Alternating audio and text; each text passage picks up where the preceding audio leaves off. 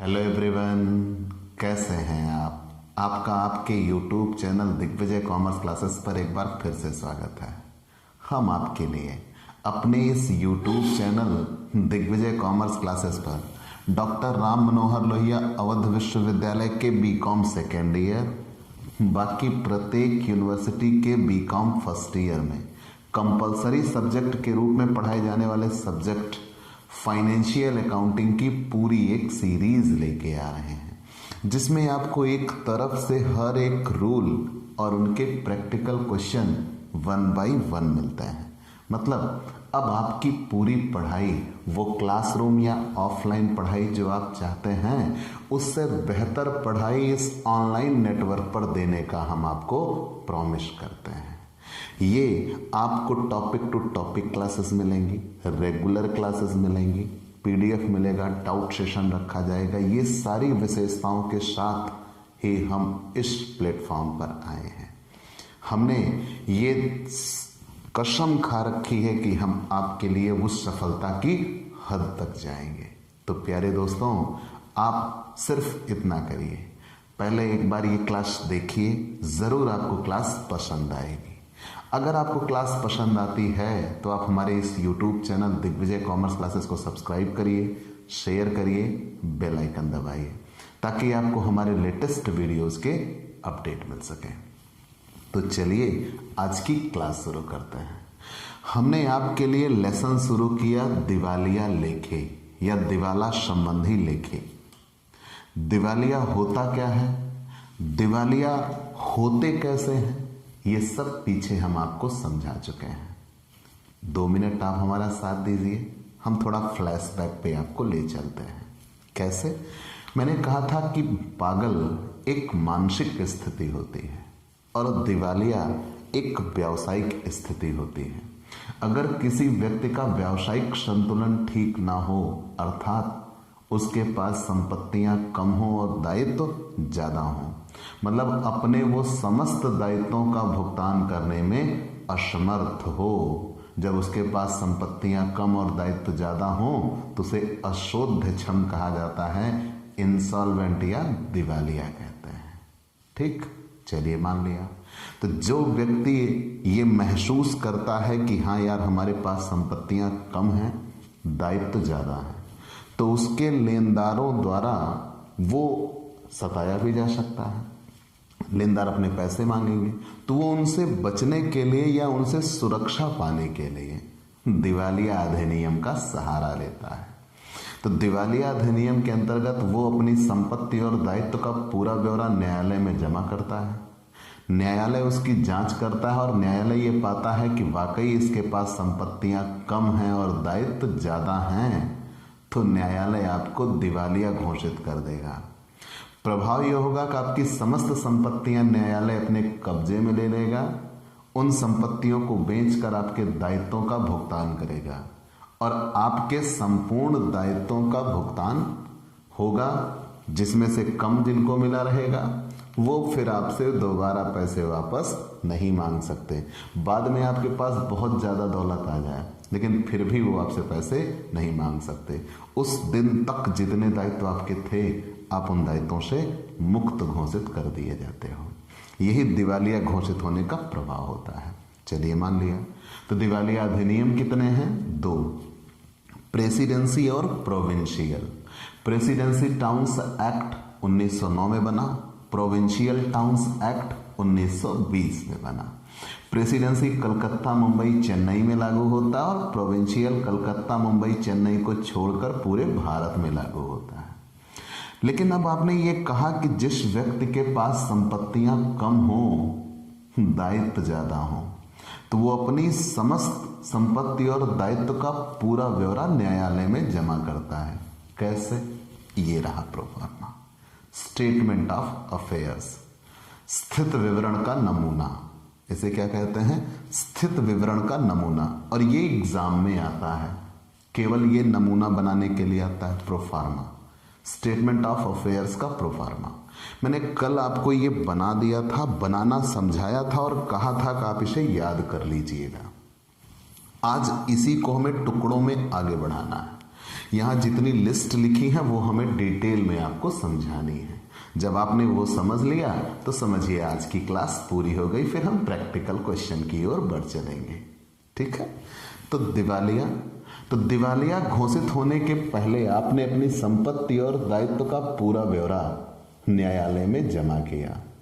तो ये संपत्ति और दायित्व का ब्यौरा तो बैलेंस शीट में भी होता है, तो ये बैलेंस शीट नहीं होती, लगभग मिलता जुलता ही है। लेकिन कैसे? क्योंकि बैलेंस शीट में आपके पास है कितना, लेकिन वो दिखाया जाता है। यहां पे क्या दिखाया जाता? था कितना, बचा कितना, दोनों में यही अंतर होता है।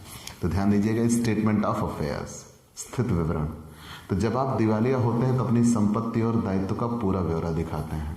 तो यहाँ दोनों के लिए लिस्ट बना दी गई, कुछ लिस्ट दायित्व के लिए और कुछ लिस्ट संपत्ति के लिए। List A, list B, list C, list D दायित्व के लिए है। लिस्ट ई, एफ, जी और एच भी कह सकते हो संपत्ति के लिए है। हालांकि एच तो संपत्ति में नहीं आती, एच उसकी कमी के लिए आती है। ठीक है। तो चलिए एक तरफ से आता है ग्रॉस लायबिलिटी में क्या दिखाते हैं? जितना उसने दिवालिया होने के पहले लिया है वो ग्रॉस लायबिलिटी में दिखाया जाता है।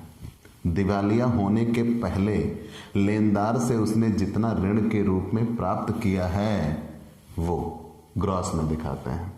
और रैंक में क्या दिखाते हैं? जितना उसे देना है।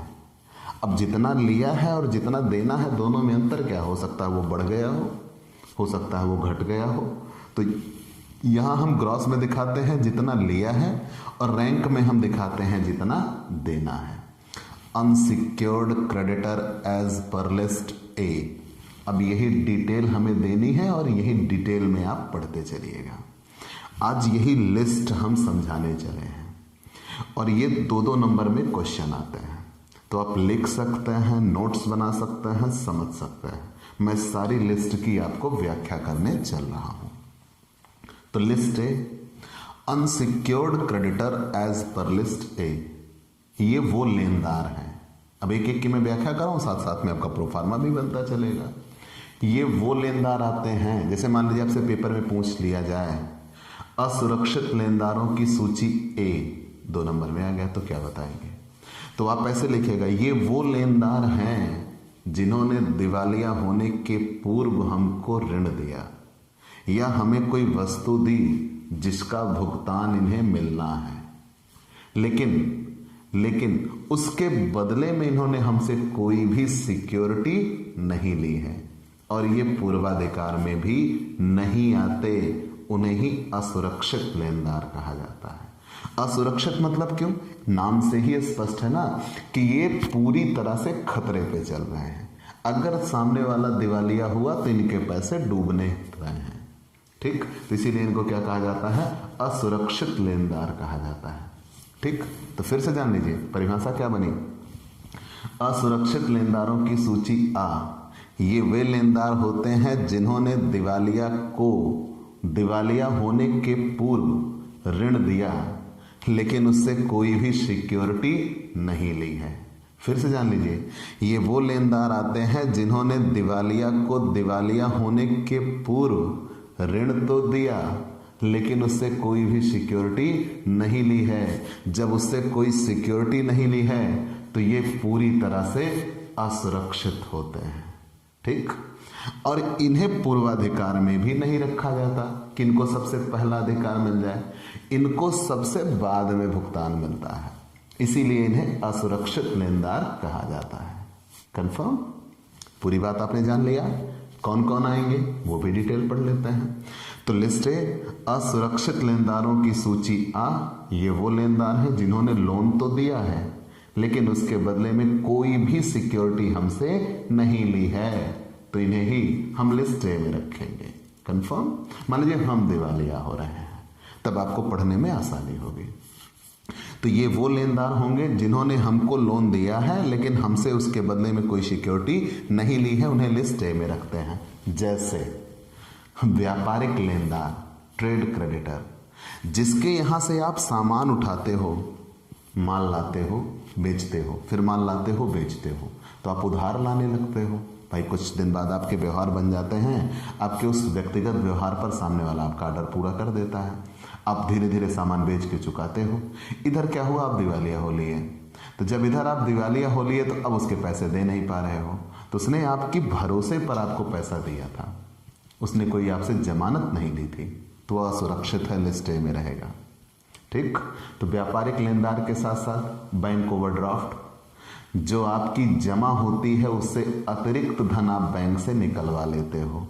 तो जब बैंक ओवरड्राफ्ट आप निकलवाते हो तो वो भी लिस्ट ए में रहेगा, बशर्ते उसने कोई भी सिक्योरिटी आपसे ना ली हो। ध्यान देना, लिस्ट ए में तब तक रहेंगे जब तक आपको कोई सिक्योरिटी ना मिली हो, नहीं तो यही चीजें लिस्ट बी या सी में भी पहुंच सकती हैं। ठीक है, अगर उन्हें सिक्योरिटी मिल गई है तो बी या सी में रहेंगे, अगर उन्हें कोई सिक्योरिटी नहीं मिलती है तो कहां रहेंगे, लिस्ट ए में रहेंगे। तो क्या क्या बताया लिस्ट ए में, व्यापारिक लेनदार, बैंक ओवरड्राफ्ट, देय बिल। मान लीजिए आपने किसी से सामान खरीदा है और उसको एक बिल लिख के दिया है, कितने समय बाद आप हमसे पैसे ले लीजिएगा, वो देय बिल है। भुनाए बिल, बिल डिस्काउंटेड, इस पे सावधानी बरतिएगा। देय बिल लिस्ट ए में आता है, भुनाए बिल भी लिस्ट ए में आता है, लेकिन इस पे मामला थोड़ा सा पेचीदा है। कैसे, जितने के भुनाए बिल होते हैं वो क्रॉस में, और जितने डूब जाते हैं वो रैंक में दिखाया जाता है। ठीक है, भुनाए बिल की यही कहानी है कि अभी तक सब चीजों पे क्या देखना है, जितने के होंगे ग्रॉस में, जितना देना होगा रैंक में। लेकिन बिल डिस्काउंटेड में क्या होता है कि जितने के होते हैं ग्रॉस में, और भुनाने जितने पड़ते हैं या जितने देने पड़ते हैं, जो डूब जाते हैं वही देना पड़ता है, वो रैंक में। ठीक है, भुनाए हुए बिल की कहानी क्या है कि मतलब सामने वाला आपसे इतने पैसे भुना चुका है या उसको इतने पैसे मिल चुके हैं, शेष इतने बाकी हैं जो डूब रहे हैं, वही उतना आप उसे भुगतान करेंगे। ठीक है। पत्नी से ऋण, भाई ये तो बहुत बेहतरीन बात आ गई, ये 2 नंबर में लिखने के लिए खुद से आता है, पत्नी से ऋण। तो जब कभी आप दिवालिया होने के पूर्व अपनी पत्नी से ऋण लिए थे तो वो भी लिस्ट ए में आएगी, अन्य लेनदारों की भांति। जैसे अन्य लेनदार होंगे वैसे पत्नी भी अन्य लेनदारों की भांति होगी, और आपको उसको भी भुगतान करना होगा। लेकिन पत्नी से ऋण आप 3 तरीके से ले सकते हो। पत्नी से ऋण आप कितने तरीके से ले सकते हो, 3 तरीके से। कैसा हो सकता है, उस पत्नी ने स्त्री धन से पैसा दिया हो। स्त्री धन मतलब वो खुद कमाती है, उसके पास खुद के पैसे हैं, और उसने अपने पैसे आपको लोन के रूप में दिए हैं। तो वो ग्रॉस में भी आप दिखाना होगा, आपको रैंक में भी दिखाना होगा, मतलब आप उस पैसे को वापस करोगे और लिस्ट ए में रखोगे, असुरक्षित होगी। मान लीजिए पिता से लाकर दी हो तो भी आपको ग्रॉस में रखना होगा, रैंक में भी रखना होगा, क्योंकि आपको उस पैसे को वापस करना होगा। और मान लीजिए आपका ही पैसा आपको दिया है तो पति धन से दिया, तो तब आप ग्रॉस में तो दिखाएंगे लेकिन रैंक में नहीं दिखाएंगे। मतलब ये कि आपका ही पैसा है, वो आपको वापस नहीं करना पड़ेगा। ठीक है, तो ग्रॉस में दिखाएंगे, रैंक में नहीं दिखाएंगे, तब ये फायदा हो जाएगा, और जब फायदा होगा तो ये डिफिशियंसी में भी दिखाया जाएगा। ठीक है, और क्या चीजें आ सकती हैं, मित्र से लोन। मान लीजिए मित्र ने या किसी अन्य व्यक्ति ने आपको लोन दिया, जमानत आपके मित्र ने दे दी, तो ये भी जमानत केवल जबान की जमानत को मायने नहीं रखते। हम मायने यहाँ किसको रखते हैं, उसके बदले में आपने कोई संपत्ति गिरवी रखी हो, तो यहाँ ऐसा कुछ नहीं हुआ। तो मित्र की गारंटी पर ऋण अगर मिला है तो वो भी लिस्ट ए में रहेगा। और जितनी चीजें पूर्वाधिकार नहीं होती वो भी लिस्ट ए में आती हैं, जैसे किराया, जब पूर्वाधिकार नहीं होता तो लिस्ट ए में आ जाता है। मजदूरी, जब पूर्वाधिकार नहीं होता तो लिस्ट ए में आ जाता है। लिपिक का वेतन, जब पूर्वाधिकार नहीं होता तो लिस्ट ए में आ जाता है। प्रबंधक का वेतन, संचालक का वेतन, ये सब तो हमेशा पूर्वाधिकार होता ही नहीं है, लिस्ट ए में ही आता है। कंफर्म, इतना आप जानते रहिएगा। तो जब आप दिवालिया होंगे, लिस्ट ए की मैंने पूरी व्याख्या आपको दी। जब आप दिवालिया होंगे तो दिवालिया होने के पूर्व आपने अपनी संपत्ति और दायित्व का पूरा ब्यौरा न्यायालय में जमा किया होगा।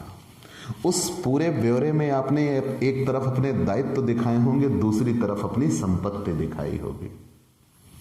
दायित्वों के लिए लिस्ट बनी है, लिस्ट ए, असुरक्षित लेनदारों की सूची आ। ये वो लेनदार होंगे जिन्होंने आपको दिवालिया होने के पूर्व लोन दिया है लेकिन उसके बदले में आपसे कोई सिक्योरिटी नहीं ली है तो आप उन्हें लिस्ट ए में रखते हैं। क्वेश्चन पढ़ेंगे तो आपको खुद पता लग जाएगा हाँ इनके पास कोई सिक्योरिटी है या इनके पास कोई सिक्योरिटी नहीं है। तो जब इनके पास कोई सिक्योरिटी नहीं होगी ये लिस्ट ए में होंगे, अगर इनमें से कोई सिक्योरिटी ले भी लेता है तो बीएसई में पहुंच जाएंगे। ठीक है, जैसे कौन कौन से हैं?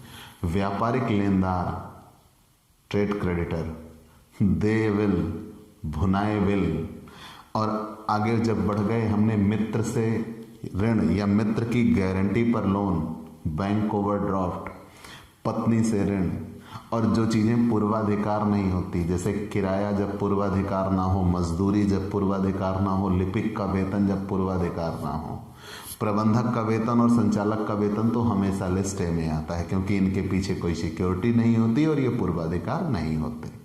कंफर्म? तो आप ऐसे पढ़ सकते हैं शॉर्टकट में, लोन दिया हो लेकिन हमसे सिक्योरिटी ना ली हो, लिस्ट ए। लिस्ट बी पे आते हैं तो एक लिस्ट क्लियर। 2 नंबर, फुल्ली सिक्योर्ड क्रेडिटर एज पर लिस्ट बी, पूर्णतः सुरक्षित लेनदारों की सूची बा।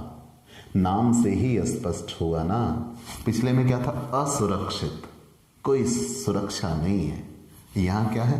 पूर्णतः सुरक्षित, मतलब आप दिवालिया हो रहे हो, सामने वाला आपको पैसे दिया है, जब आप उसके पास मांगने गए, जैसे मान लीजिए हम दिवालिया हुए तो हम कोई रमेश नाम का व्यक्ति है, रमेश के पास लोन मांगने के लिए गए, तो जब हम रमेश के पास लोन मांगने के लिए गए तो हमने उससे 50,000 का लोन मांगा।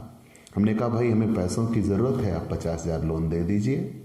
तो उन्होंने कहा हम पैसे तो आपको दे दें लेकिन आप हमें कोई सिक्योरिटी दीजिए। तो हमने 75,000 की अपनी मोटरसाइकिल उनके यहाँ गिरवी रख दी, बंधक के तौर पर दे दिया। तो जब हमने उनके यहाँ बंधक के तौर पर मोटरसाइकिल दे दिया तो रमेश कितने सुरक्षित हो गए? पूरे। लोन दिया 50,000 का और सिक्योरिटी ली कितने की? 75,000 की। तो वो पूरे सुरक्षित हैं, चाहे मैं दिवालिया हो जाऊं चाहे मैं मर जाऊं, उनको कोई नुकसान नहीं हो रहा। इसीलिए उनको कहा जाता है पूर्णतः सुरक्षित लेनदार, लिस्ट बी। पूर्णतः सुरक्षित लेनदारों की सूची बा। ग्रॉस में रैंक इनकी नहीं बनती, क्यों? क्योंकि इनको कुछ देना नहीं है, हम अंदर लिखते हैं। ठीक है, अब कैसे? तो मैंने इसमें बताया ना कि ये वो लेनदार होते हैं, ये वो लेनदार होते हैं जिन्होंने हमें लोन दिया है और जितने का लोन दिया है उतने की या उससे ज्यादा की सिक्योरिटी हमसे ले रखा है बंधक के तौर पर। मतलब हमसे उनको कोई भी नुकसान नहीं हो रहा है, उन्हें हम लिस्ट बी में रखते हैं।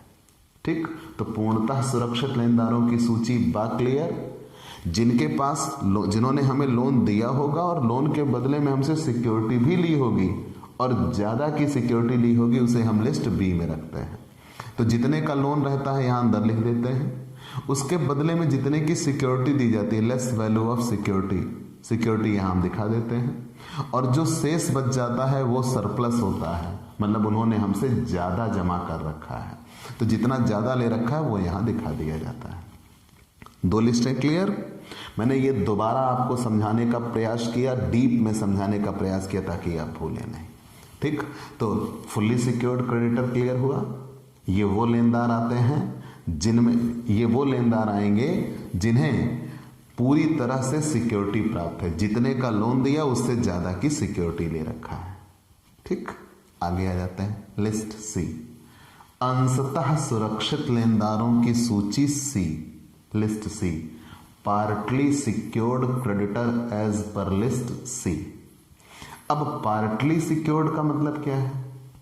नाम पे आइए, इन्होंने लोन दिया, हमसे सिक्योरिटी भी ली है, लेकिन इनको थोड़ी सिक्योरिटी मिली है, पूरी नहीं मिली। अब यहां पे बहुत बड़ा नियम है।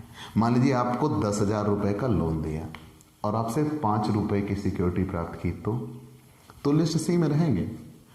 5,000 की सिक्योरिटी प्राप्त की तो लिस्ट सी में रहेंगे। 9,999 की सिक्योरिटी प्राप्त की, लिस्ट सी में रहेंगे। मतलब सिक्योरिटी पूरी ना हो तब लिस्ट सी में रहते हैं। सिक्योरिटी पूरी ले लें तो बी में, और सिक्योरिटी ले ही ना तो ए में। तो अंशतः सुरक्षित लेनदार किसे कहते हैं? ये वो लेनदार होते हैं जिन्होंने हमको लोन दिया लोन के बदले में हमसे सिक्योरिटी ली, लेकिन कम सिक्योरिटी ली है, उसे लिस्ट सी में रखते हैं। इसीलिए इनको क्या कहते हैं? असुरक्षित लेनदारों की सूची सी। कंफर्म? फिर से ध्यान दे लीजिए, असुरक्षित लेनदारों की सूची सा या सी भी कहा जाता है। ठीक है, सॉरी, अंशतः सुरक्षित लेनदारों की सूची सी। अंशतः सुरक्षित, असुरक्षित निकल गया भाई, सॉरी, अंशतः सुरक्षित लेनदारों की सूची सी। चलिए इतना जान लिया। तो लिस्ट ए, असुरक्षित लेनदारों की सूची आ, मतलब ये वो लेनदार होंगे जिन्होंने हमको लोन दिया और उसके बदले में हमसे कोई सिक्योरिटी नहीं दी। लिस्ट बी, ये वो लेनदार होंगे जिन्होंने हमको लोन दिया और उसके बदले में हमसे सिक्योरिटी ली है और जितने का लोन दिया है उससे ज्यादा की सिक्योरिटी ली है। लिस्ट सी, इन्होंने हमको लोन दिया, हमसे सिक्योरिटी भी ली है, लेकिन कम वैल्यू की सिक्योरिटी लिया है। तो जितने के लोन होंगे वो अंदर लिखेंगे, लेस वैल्यू ऑफ सिक्योरिटी लिखेंगे। तो लोन ज्यादा होगा, सिक्योरिटी कम होगी, तो जितना हमें देना शेष है वो हम बाहर दिखाएंगे रैंक में कि अभी हमें इतने का भुगतान करना है। प्रेफरेंशियल क्रेडिटर एज पर लिस्ट डी, पूर्वाधिकार लेनदारों की सूची डी। अब ये मिटा के हमें पूर्वाधिकार लेनदार बनाना होगा, लेकिन हम पहले समझा देते हैं, फिर अभी मिटा के फिर से आपको बता देते हैं। पूर्वाधिकार लेनदार होते कौन है? तो मैंने आपको बताया था कि पूर्वाधिकार लेनदार वो है, नाम से ही स्पष्ट है, पहला अधिकार, कि जब आप दिवालिया होते हो तो दिवालिया होने पर आपकी सारी संपत्तियां न्यायालय अपने कब्जे में कर लेता है। न्यायालय उन संपत्तियों को बेचता है, उन संपत्तियों को बेचकर आपके दायित्वों का भुगतान करता है। तो सबसे पहले किसको दिया जाएगा? तो सबसे पहले जब देने की बारी आएगी तो जिनको सबसे पहले दिया जाएगा वही पूर्वाधिकार कहलाते हैं, प्रेफरेंशियल कहलाते हैं। ठीक है, फिर से जान लीजिए। तो पूर्वाधिकार लेनदारों की सूची D, list D. Preferential creditor कहते किसे हैं? ये वो लेनदार होते हैं जिन्होंने दिवालिया होने के पूर्व हमारे यहाँ कोई सेवा की है या उन्हें कोई भुगतान मिलना है और वो पूर्वाधिकार रखते हैं, मतलब उनको सबसे पहले भुगतान दिया जाएगा, उन्हें ही प्रेफरेंशियल क्रेडिटर कहते हैं। कंफर्म? फिर से जान लीजिए, ये वे लेनदार होंगे जिन्हें दिवालिया होने के पूर्व हमारे लिए कुछ किया है, उनको हमसे भुगतान मिलना है और वो पूर्वाधिकार रखते हैं, तो उन्हें लिस्ट डी में रखा जाता है। तो पूर्वाधिकार लेनदारों की सूची दा, जितने के ये होंगे ग्रॉस में वही इतना यहाँ रैंक में भी अंदर दिखाया जाता है, क्योंकि इसे सबसे पहले दिया जाएगा। कौन कौन चीजें पूर्वाधिकार में आती हैं? सरकार को देय राशि, जैसे कोई भी कर आदि होता है, तो अगर आपने दिवालिया होने के पूर्व किसी कर का भुगतान नहीं किया है, संपत्ति कर, आयकर, गृह कर, बिक्री कर, कोई भी कर हो जो आपको चुकाना है लेकिन अभी तक आपने उस कर का भुगतान नहीं किया है, तो वो आपके लिए पूर्वाधिकार ही होगा। कानूनी राशि, मान लीजिए किसी अनुबंध के अंतर्गत आपको कोई पैसे का भुगतान करना है और अभी तक आपने उसका भुगतान नहीं किया है, तो वो कानूनी राशि होती है और वो भी पूर्वाधिकार होती है। लिपिक का वेतन, आपने दिवालिया होने के पूर्व अपने यहाँ कोई क्लर्क रखा है, जब दिवालिया होने के पूर्व आपने अपने यहाँ कोई क्लर्क रखा है और वो क्लर्क का कुछ वेतन आपने रोक रखा है, तो क्लर्क का पिछले 4 महीने का वेतन पूर्वाधिकार में आता है और वो भी पूर्वाधिकार रखते हैं। कितने? अभी आगे आप डिटेल में समझ लेंगे।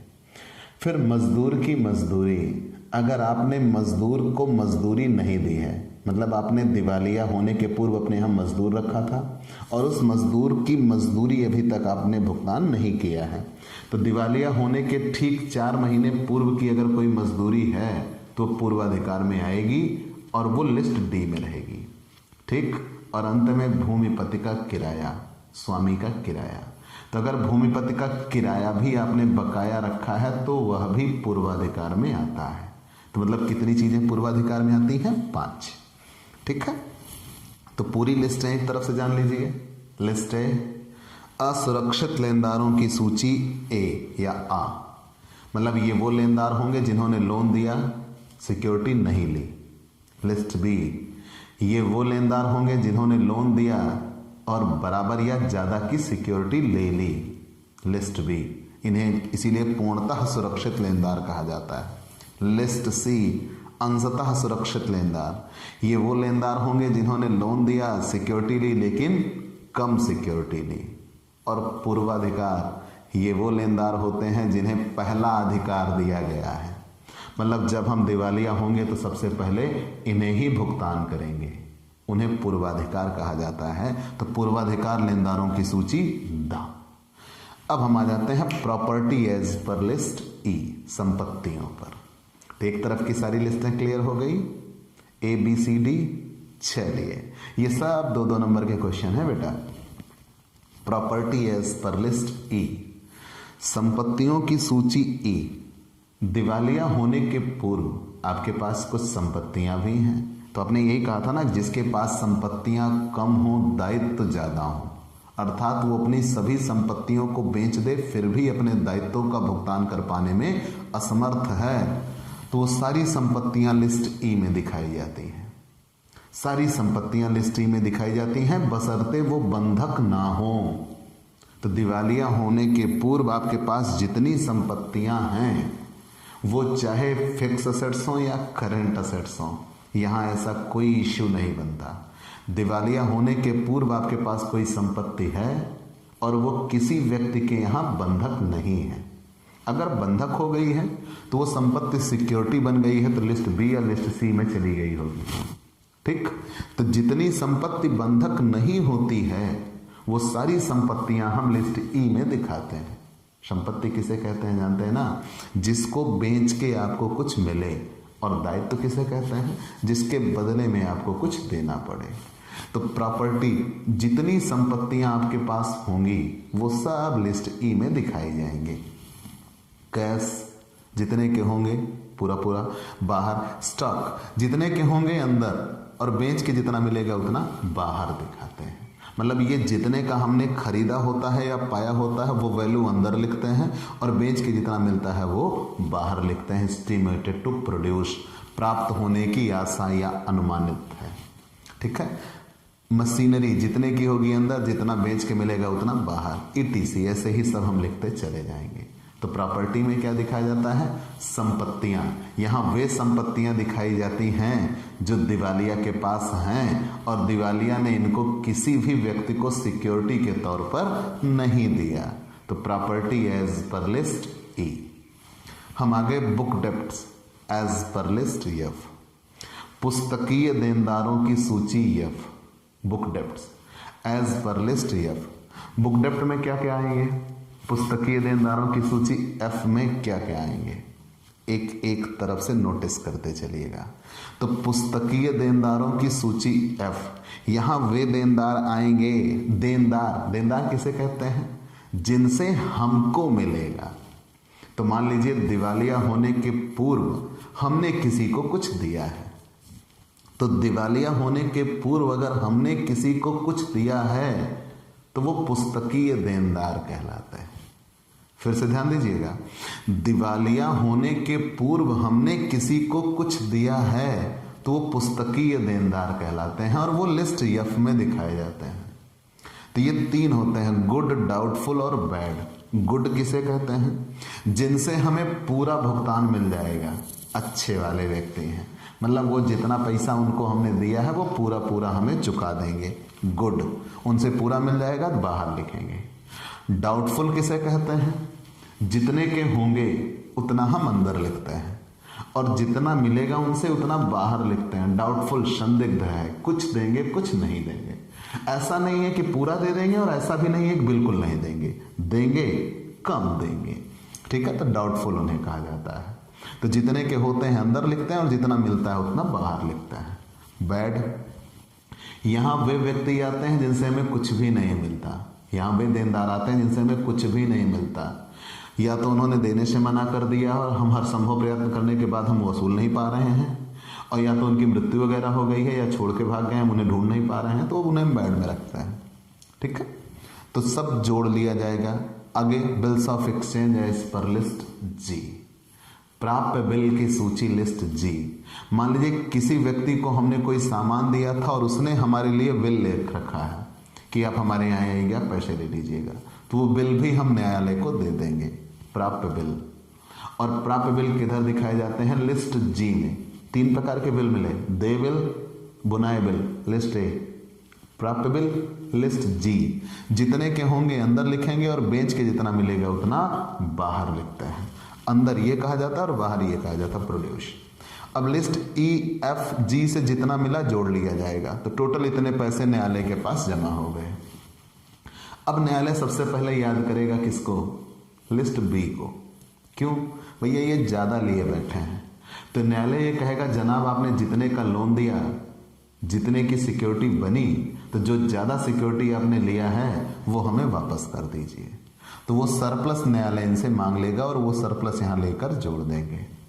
ठीक है, जब सरप्लस जोड़ दिया और अब बी का पेमेंट भी हो गया, वो तो पहले ही अपना भुगतान पूरा ले चुका था, तो बी चले गए अपने घर। बचे कौन? ए, सी और डी। अब न्यायालय सबसे पहले किसको भुगतान देता है? लिस्ट डी को। सबसे पहले लिस्ट डी को देता है, तो यहां पैसा उठा के यहां दिखा दिया जाता है डिडक्टेड पर कंट्रा। तो डी को देने के बाद न्यायालय के पास इतने पैसे शेष बचे, और अभी किसको किसको देना है? ए और सी को। तो ये दोनों पैसे का जोड़ लग जाता है, वही जोड़ यहां लगा देते हैं।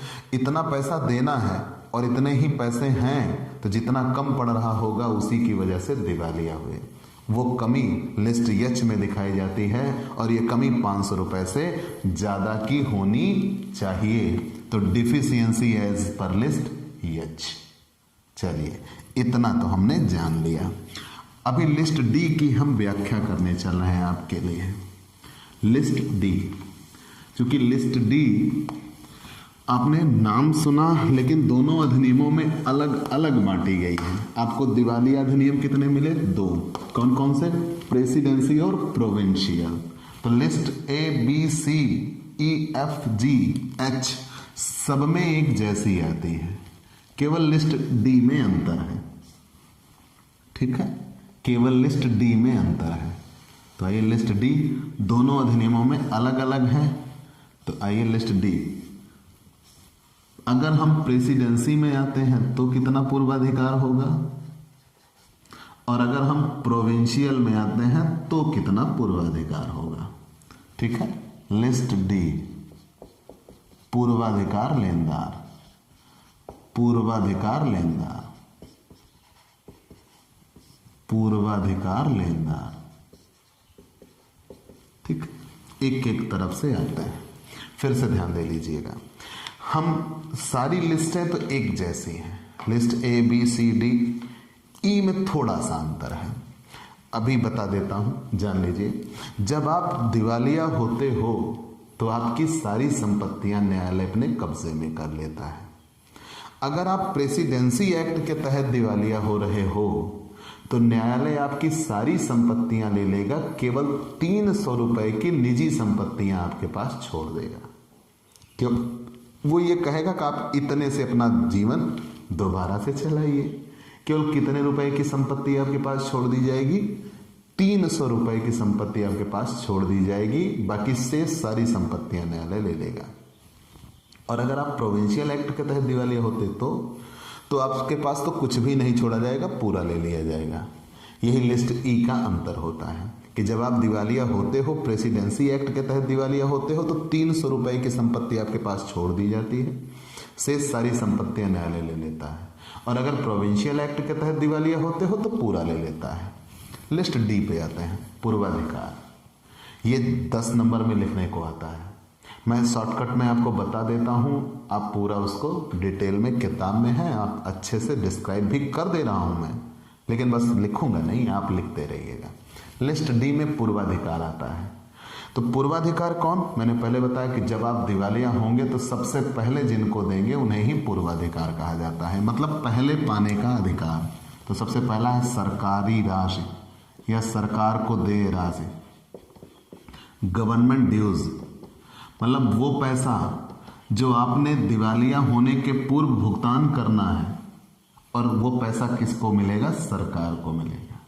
जैसे आयकर, गृह कर, बिक्री कर, संपत्ति कर, कोई भी कर कहा गया हो तो वो सरकार को देय राशि है। मतलब जो पैसे आपके द्वारा दिए जाएंगे और सरकारी खजाने में जमा होंगे उन्हें सरकार को देय राशि कहते हैं। और प्रेसिडेंसी एक्ट में पूरा पूर्वाधिकार होता है, मतलब इसमें गैर पूर्वाधिकार कुछ भी नहीं होता, पूरा पूर्वाधिकार होता है। और प्रोविंशियल में भी पूरा पूर्वाधिकार होता है। मतलब आप में इन दोनों नियमों में कोई अंतर नहीं है, लिस्ट डी में आएगा और पूरा पूरा पूर्वाधिकार होगा। ठीक है, तो आप सोच रहे हो कि दोनों में अलग अलग फिर क्यों पढ़ रहे हैं जब एक ही नियम चल रहा है, अभी आगे अलग अंतर हो जाएगा। ठीक है, तो अगर कोई ऐसा पैसा है जो सरकारी खजाने में जमा होना था और अभी तक आपने उसका भुगतान नहीं किया तो लिस्ट डी में दिखाया जाएगा और पूरा का पूरा पूर्वाधिकार होगा, प्रेसिडेंसी में भी और प्रोविंशियल में भी।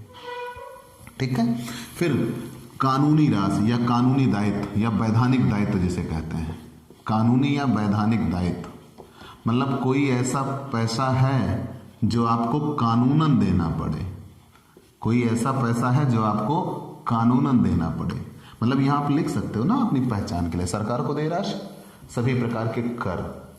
कानूनी दायित्व में क्या आते हैं, जैसे कोई कॉन्ट्रैक्ट आपने लिया था, अब उस कॉन्ट्रैक्ट के तहत आपको देना हो, या मान लीजिए आपके ऊपर कोई मुकदमा चल रहा हो, आप हार गए हो, आप उसका भुगतान करना हो, तो कोई ऐसा पैसा है जो कानूनन आपको भुगतान करना पड़ेगा। तो जब कानूनन आपको भुगतान करना पड़ेगा तो वो आपका वैधानिक दायित्व कहलाता है और ये भी प्रेसिडेंसी में पूरा पूर्वाधिकार होता है, प्रेसिडेंसी में पूरा पूर्वाधिकार होता है और प्रोविंशियल में भी पूरा पूर्वाधिकार होता है, प्रोविंशियल में भी पूरा पूर्वाधिकार होता है। मतलब प्रेसिडेंसी और प्रोविंशियल दोनों में पूरा पूरा पूर्वाधिकार होता है। ठीक है, कानूनी राशि, चलिए इतना जान लिया। फिर लिपिक को देय वेतन, लिपिक को देय वेतन, क्लर्क सैलरी, लिपिक को देय वेतन, सिर्फ क्लर्क का ही वेतन पूर्वाधिकार में आता है, प्रबंधक का वेतन, संचालक का वेतन ये सब पूर्वाधिकार नहीं होते, सीधा लिस्ट ए में चले जाते हैं। लिपिक का वेतन पूर्वाधिकार होता है और यहां दिखाया जाएगा, लेकिन कितना तो जानिए। अगर दिवालिया होने के पूर्व आपके यहां कोई क्लर्क के पद पर था और जिस दिन आप दिवालिया हुए हो उसके ठीक पिछले 4 महीने तक में आपके यहां नौकरी किया है, जैसे आप मान लीजिए 31 दिसंबर को दिवालिया हुए, तो आपके यहां वो दिसंबर में, नवंबर में, अक्टूबर में, सितंबर में नौकरी किया हो, तब उसका वेतन पूर्वाधिकार में आएगा, नहीं तो उसका वेतन पूर्वाधिकार में नहीं आएगा। तो मतलब जिस दिन आप दिवालिया हो रहे हो, आपके दिवालिया होने के ठीक 4 महीने पूर्व तक में वो आपके यहां नौकरी किया हो, तब वो पूर्वाधिकार में आता है। और मान लीजिए उसके और पीछे नौकरी किया हो तो फिर वो पूर्वाधिकार में नहीं आता, फिर लिस्ट ए में चला जाएगा। ठीक, तो पूर्वाधिकार क्या होता है, जिस दिन आप दिवालिया होते हो उसके ठीक पिछले 4 महीने पूर्वाधिकार में आते हैं, मजदूरी के लिए और वेतन के लिए। तो अगर उन 4 महीनों में आपके यहाँ वो नौकरी किया हो तो पूर्वाधिकार होगा। और प्रेसिडेंसी में 300 रुपये प्रतिलिपिक, 300 रुपये प्रतिलिपिक पूर्वाधिकार होगा। ठीक है, मतलब एक लिपिक के लिए कितने रुपए, 300 रुपये प्रतिलिपिक पूर्वाधिकार होगा। प्रोविंशियल में भी वही कहानी है, अगर आपके यहाँ नौकरी किया था, ठीक पिछले 4 महीने तक में किया था तो वो पूर्वाधिकार रखता है। और यहाँ एक लिपिक के लिए कितने रुपए मिलेंगे, 20 रुपये तक पूर्वाधिकार होता है। कितने रुपए, 20 रुपये तक पूर्वाधिकार होता है, उससे ज्यादा पूर्वाधिकार नहीं होगा। ठीक, और यहाँ कितना, 300 रुपये और यहाँ कितने, 20 रुपये प्रतिलिपिक, 20 रुपये प्रतिलिपिक पूर्वाधिकार होता है। कंफर्म, आगे लिपिक का वेतन। लेकिन एक विशेष नियम, अगर मान लीजिए लिखा हो लिपिक का 1 वर्ष का वेतन तो आप 4 महीने का पूर्वाधिकार दिखा देंगे, बाकी शेष गैर पूर्वाधिकार दिखा देंगे। और अगर लिखा है लिपिकों का वेतन, कितने लिपिक हैं संख्या नहीं दी है, तब आप क्या करोगे, तब आपको पूरा पूर्वाधिकार दिखाना होगा। जब संख्या ना दी हो तो पूरा का पूरा पूर्वाधिकार होगा। ठीक है, जब संख्या ना दी हो तो पूरा का पूरा पूर्वाधिकार होगा।